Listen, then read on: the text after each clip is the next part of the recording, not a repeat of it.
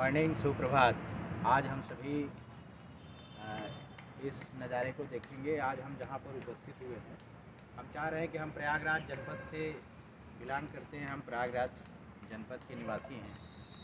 और क्यों न सुबह सुबह मॉर्निंग वॉक और योगा के समय कुछ ऐसी चीज़ों का संकलन किया जाए जिससे एक दूसरे से जानकारी प्राप्त हो।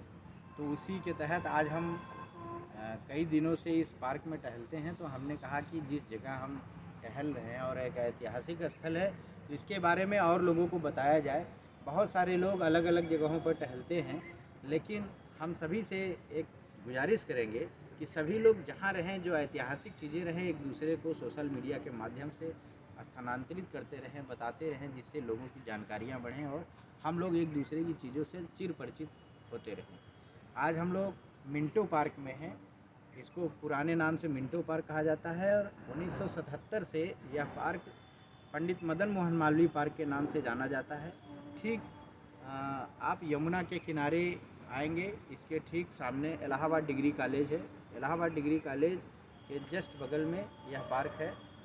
यह पार्क का अपना एक इतिहास रहा है और इस पार्क देखिए, जैसा कि स्तंभ लगा हुआ है, आप देख सकते हैं इसको। और यह स्तंभ क्यों लगाया गया, ये पार्क इस तरह क्यों बनाया गया, इसके पीछे अपना एक इतिहास है। आप इधर देखिए, हमारे बाईं ओर देख सकते हैं। यह बहुत सुंदर पार्क है। यहाँ पर सभी लोग योग और टहलने के लिए आते हैं।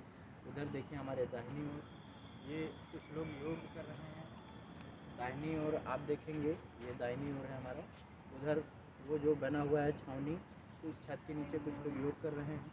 आप इधर देखेंगे मेरे जस्ट आगे, तो उधर देखिए पार्क की मशीनें लगी हैं, कुछ लोग जिम कर रहे हैं। ये ओपन एयर जिम है। तो चलिए हम अपने मुख्य बिंदु पर आते हैं। आखिर में इस पार्क को इस तरीके से स्तंभ यहाँ क्यों लगाया गया, इसका इतिहास क्या है। शुरुआत में जब ईस्ट इंडिया कंपनी भारत में आई थी और ईस्ट इंडिया कंपनी ने जब भारत पर अपना अधिकार जमा लिया था, तो भारत के जितने भी क्रांतिकारी वीर साथी थे, पूरे भारतवासी अपने देश को आज़ाद करा इस ईस्ट इंडिया कंपनी से मुक्ति चाहते थे। तो उस मुक्ति की चिंगारी, जो उस आज़ादी की जो चिंगारी थी, वो 1857 में भड़क उठी।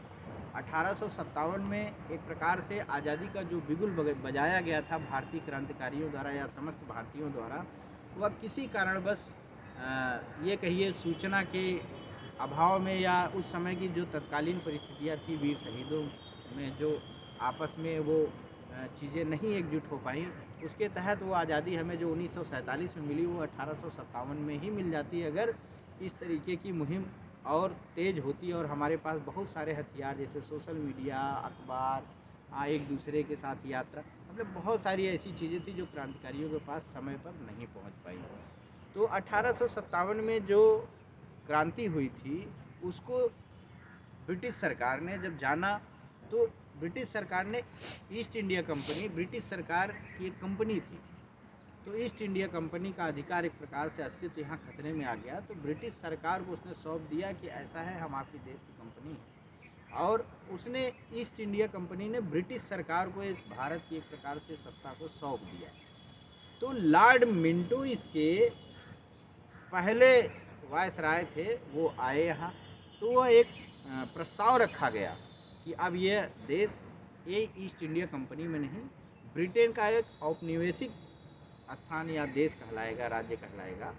तो वह जो घोषणा हुई थी, वह घोषणा पढ़ा गया था अगर पूरे भारत में कहीं, और तो वो यही स्थान है जहाँ पर भारत का मैग्ना कार्टा पढ़ा गया था लॉर्ड मिंटो द्वारा। यहीं पर वह भारत का मैग्ना कार्टा पढ़ा गया था। वह उस घोषणा पत्र 1858 में पढ़ा गया था। 1857 में वह क्रांति हुई थी और 1858 में यह मैग्ना कार्टा यहीं स्थान पर पढ़ा गया। आज़ादी के बाद इस पार्क का नाम 1977 में पंडित मदन मोहन मालवीय पार्क, इस पार्क का नाम रखा गया। तो ये रहा आज के इस पार्क का इतिहास, इतना सा।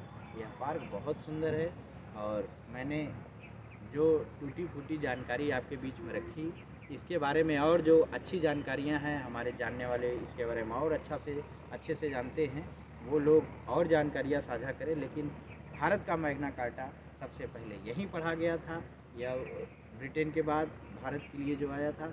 ये जानकारी हमने आपको दी, और जो भी जानकारियाँ होंगी इसी तरह हम लोग एक दूसरे के साथ साझा करते रहेंगे। नमस्कार, शुभ प्रभात।